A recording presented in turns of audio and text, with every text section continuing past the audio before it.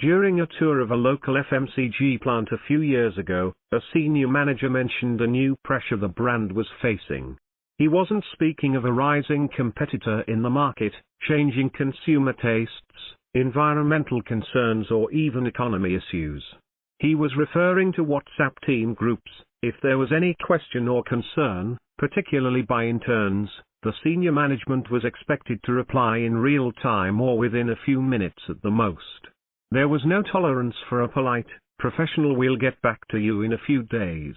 I was puzzled that the manager felt so vulnerable over a question asked by a newbie intern. That was when Gen Z, born 1997 to 2010, were just arriving on the workplace scene and were not even full-time employees. Today, the power dynamic has changed further. Corporates across the world, and certainly many of the biggest, most successful companies in Pakistan, are scrambling to change their company cultures to appeal to their new batch of interns or associates, some of whom are demanding shorter hours, 4-day work weeks and strong commitments to paperless and sustainable environments.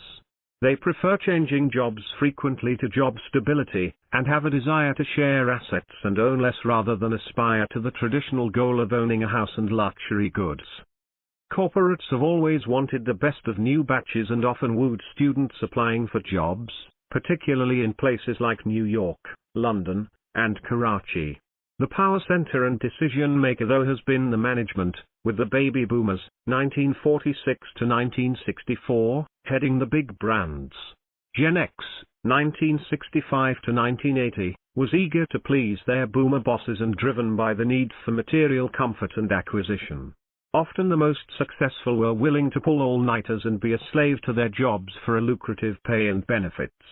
Work-life balance was a constant struggle, and the message sent to employees was that you had to sacrifice life quality to get ahead in the hope of material wealth for a dream life.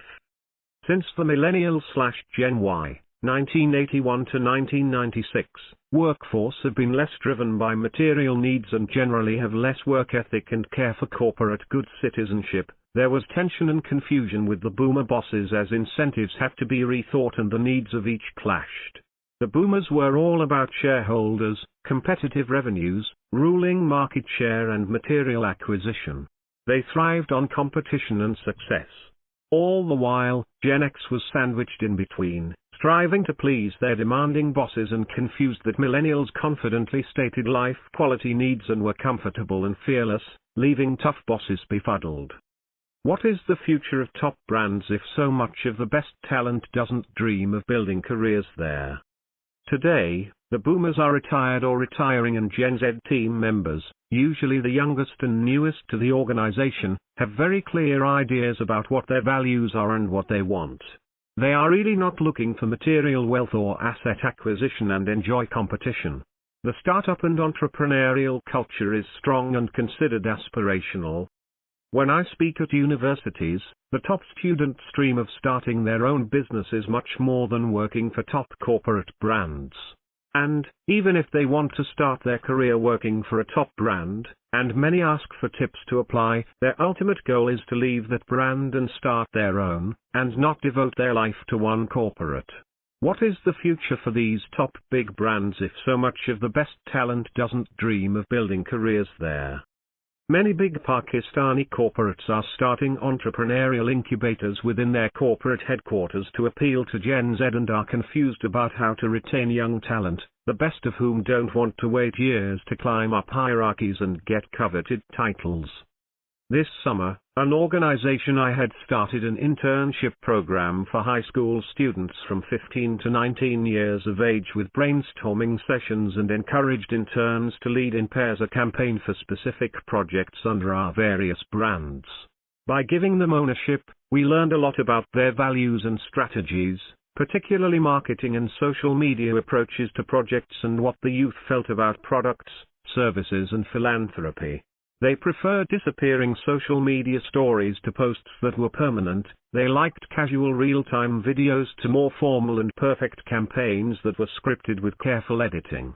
They were holistic and inclusive, and much less competitive than team members of different generations.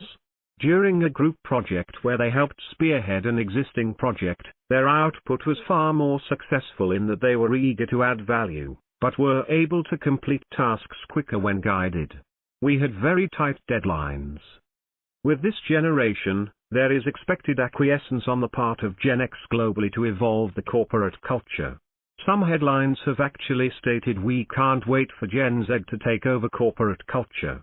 Gen Z is much more powerful than the millennials, and as boomers leave the market, Gen X leaders seem readily giving in both to their Gen Z children and their Gen Z employees. We found in our internship program, however, that while Gen Z do not court material acquisition and prioritize the quality of life, they are willing to subscribe to work ethics for projects they believe in. Purposeful work will drive the desired output in ways that old school incentives such as money, power and job stability won't.